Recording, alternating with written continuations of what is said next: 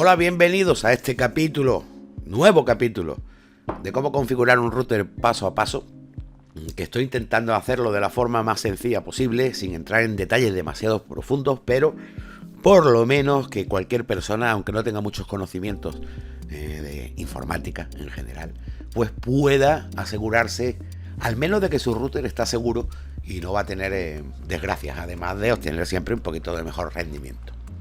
En el capítulo anterior hablamos de seguridad. Seguridad con respecto a la SSID, ocultarla, y seguridad, por ejemplo, con el tema del control de MAC, acceso por MAC, filtrar esos dispositivos que no queremos que se conecten o permitir que se conecten solo los que elegimos. Pueden recordarlo viendo el vídeo anterior. Y esta segunda parte de seguridad, a su vez, contiene dos partes. Por un lado, el firewall, que lo encontraremos en configuración avanzada normalmente, en cualquier router. Búsquenlo, puede venir como cortafuegos en español, o para que lo vean en inglés, pues puede venir así. Vámonos aquí, firewall, ¿vale? Es el mismo nombre para distintos nombres para lo mismo. Vamos a empezar, por lo tanto, por el firewall y vamos a explicar qué es lo que hace. Lo que hace el firewall es proteger nuestro router de, vamos a llamarlo, ataques que vienen del exterior, no del interior, del exterior. Y sobre todo, ataques de denegación del servicio, que también se conoce como DOS. La denegación de servicio es uno de los ataques más comunes que se suelen hacer a los distintos servidores o dispositivos de red, sobre todo de empresas, más que de particulares.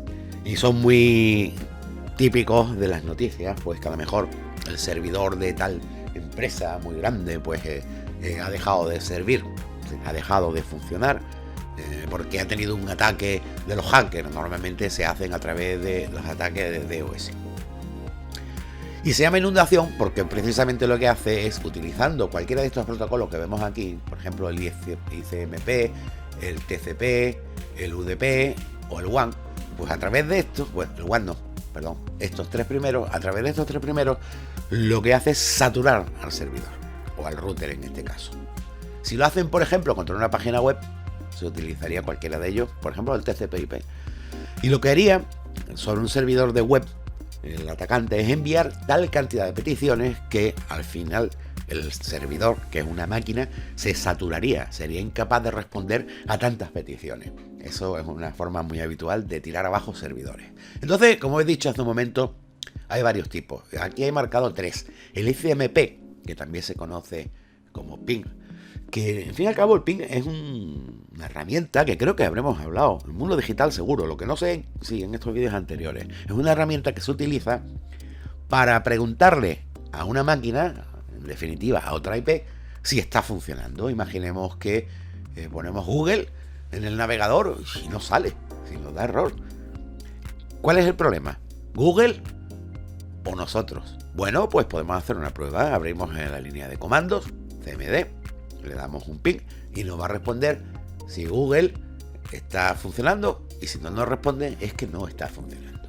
Con lo cual es una herramienta, pero una herramienta que, utilizada de forma masiva, lo que hace es que al final la máquina que está respondiendo se sature hasta el punto que sea incapaz de seguir funcionando y de dar servicio a las peticiones normales. Con lo cual, siempre por defecto vamos a marcar esta protección de ICMP. También hay otros tipos, como por ejemplo la inundación por TCP. Sería similar, se llama ataque semiabierto y se conoce también como SYN Flood o inundación SYN, que es un ciberataque que lo que hace es manipular la negociación en tres pasos que hay del protocolo de transmisión TCP. Sé que suena un poco más complicado. Es decir, normalmente cuando vamos a ver una página web desde nuestra máquina, de nuestro router, llega una petición TCP/IP, TCP en este caso, al servidor. Nosotros somos el cliente. Pero ¿qué pasa? Que al final lo que se hace realmente con esta inundación es dejar las conexiones, las negociaciones, porque claro, oye, mira, que quiero ver tu página, tómala, bueno, pues dejarla medio abierta. ¿Qué ocurre? Ni llega a terminar de negociar con cada petición y se satura. Y luego está la inundación por UDP, que se conoce también como ataque volumétrico, que bueno, que es parecido al del ping. También cuestión de saturar el servidor con muchísimos datos entrantes. Así que estos tres así, tal como están protegidos. Y el último, ignorar paquetes PIN desde el puerto WAN, pues lo que hace es que, por ejemplo, si alguien fuera de nuestra red Wi-Fi o de cable, fuera de cualquier punto, hace un ping para ver si está funcionando nuestro router, que en definitiva también lo puede hacer para ver qué dispositivos hay conectados, puede descubrir eso, qué dispositivos hay conectados en nuestra Wi-Fi, en nuestra red, por ejemplo. Y eso tiene cierto peligro.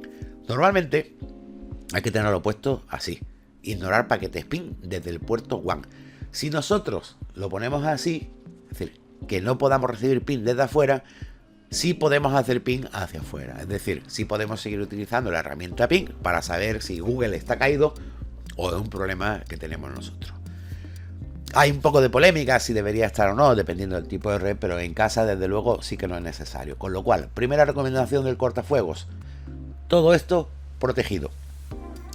Por defecto, en su router, la protección del firewall, cuando lo reinician, va a ser la correcta. Así que no se tendrían que complicar mucho, pero bueno. Y también es cierto que dependiendo del router puede tener algún servicio más o menos. Pero bueno, como estos son los habituales, hay que recordar que siempre activados. Luego, tenemos dos cosas más que, no siendo directamente para seguridad, pueden provocar inseguridad, pero que a su vez son necesarias, es decir, que están relacionadas con el cortafuegos. Por ejemplo, el host DMZ. ¿Qué significa esto? Pues para empezar, DMZ significa, en español, zona desmilitarizada.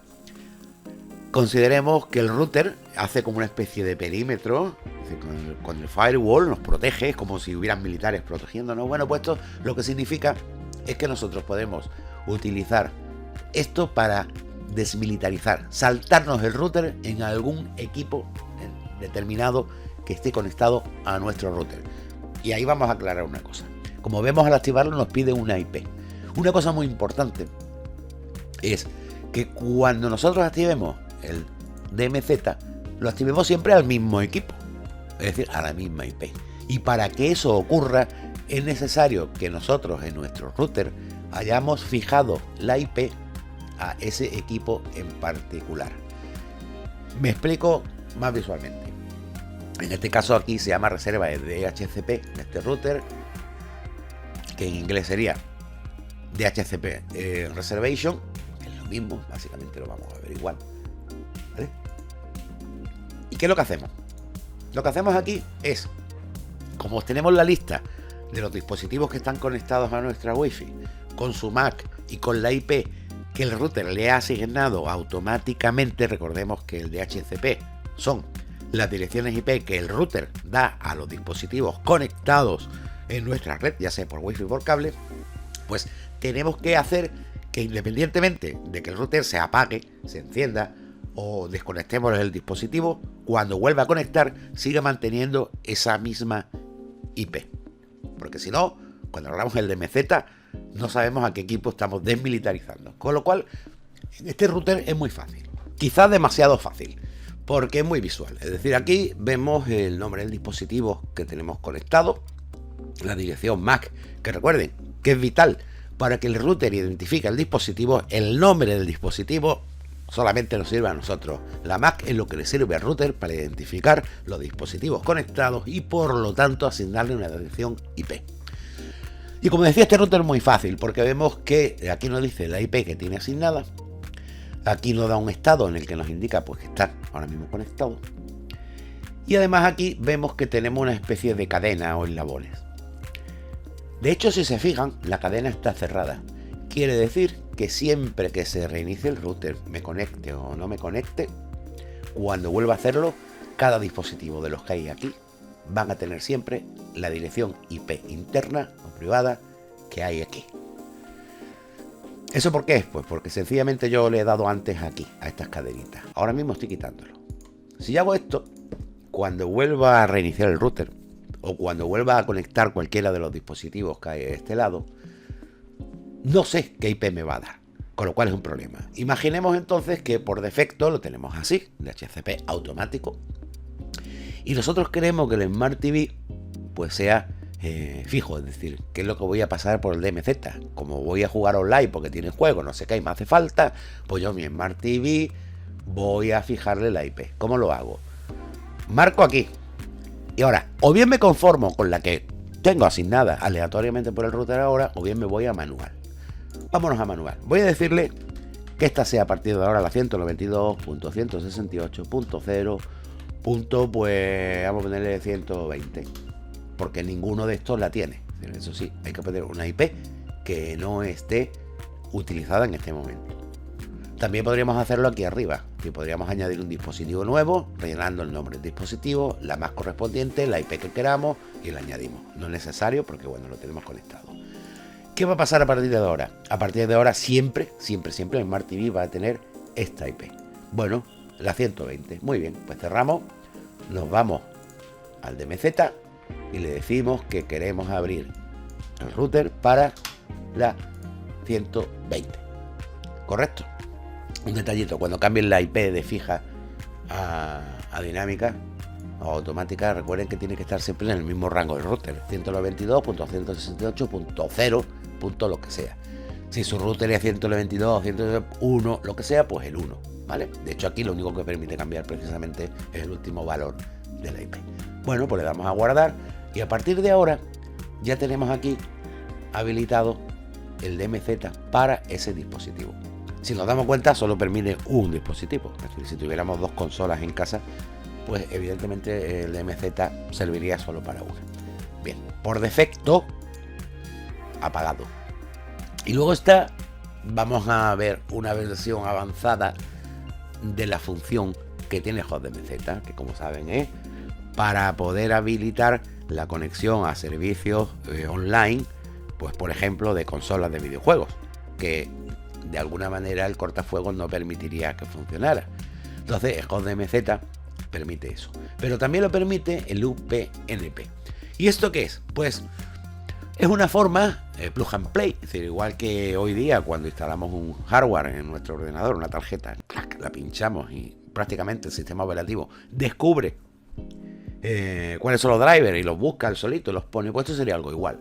Cuando nosotros activamos UPnP, es un plug and play que hace que cuando un dispositivo, pongamos un ejemplo, una consola, se conecta al router, lo primero que hace el router evidentemente es ver la MAC de la consola, le da una dirección IP, puede ser fija o puede ser dinámica, en este caso nos va a dar hasta igual. Y a partir de ahí el router se va a dar cuenta que esta consola le está haciendo peticiones a un puerto, a una salida, es decir, a un protocolo diferente y que por lo tanto tiene que desmilitarizarlo, podríamos decirlo. Bueno, pues esto sería automático. Automáticamente nuestra consola, el router la detectaría, vería qué puerto tiene, es decir, a dónde va, el puerto de internet, el local, todos los datos necesarios. Ya hablaremos de esto un poquito más detallados cuando veamos un poco los puertos. Quiero decir que si van a utilizar consolas y van a utilizar dispositivos que necesitan de conexión a internet de una forma no tradicional, por ejemplo, como un ordenador, pues para navegar y para ver vídeos y demás, y hablamos con esto de consolas o del internet de las cosas, la nevera que está viendo y preparando la lista y hace el pedido al supermercado, pues lo mismo, o el Echo de Amazon, cualquier dispositivo que tenga requerimientos de conexiones especiales a puertos especiales, se reconoce por aquí y automáticamente se lo abre el router. Yo lo tengo habilitado porque con algún dispositivo pues, hago cosas fuera de lo que es navegar y por lo tanto no representa demasiado riesgo. Podría. Cualquiera de estas dos cositas, en definitiva, plantean algún riesgo. Hay otra forma también, que eso lo vamos a dejar para próximos capítulos, que es el servidor virtual. Esto también se conoce, vamos a darle servidor virtual. También se conoce normalmente como Virtual Server en inglés, como NAT, por translation, y por forwarding. Es decir, es el mismo nombre para muchas cosas, es decir, para el mismo servicio, 3 nombres. ¿Qué es lo que hace? Pues a una dirección IP interna le abre un puerto determinado, pues seguro que queramos hacer, por ejemplo para FTP, si queremos montar un servidor web, si queremos montar un servidor de correo en la casa, un escritorio remoto o 20.000 cosas más que se pueden hacer. Le da un puerto WAN y un protocolo por el que va a utilizarlo, si es TCP, UDP o ambos. Y de hecho que hablaremos de esto. Esto es una forma de configurar estos puertos o en definitiva estos servicios como HostDMZ, pero más seguro.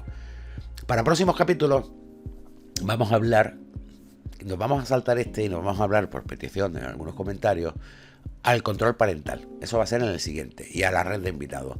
Dos formas de asegurar que el uso de nuestra red interna es seguro. En este caso la seguridad es hacia adentro más que desde afuera. Así que muchísimas gracias por aguantarme este ratito. Disculpen por mi voz, pero tengo un resfriado bastante fuerte y me cuesta hablar. Me pica la garganta también al hablar. Es resfriado, no otra cosa, afortunadamente. Y nada, darles las gracias, esperar sus comentarios, esperar si les gusta pues que den un like. Si no se han suscrito al canal y les gusta pues también que se suscriban y compartan. En definitiva pues me echen una mano a sobrevivir en estos tiempos tan extraños que estamos sufriendo a nivel mundial últimamente. Así que muchas gracias y hasta el próximo capítulo de Routers.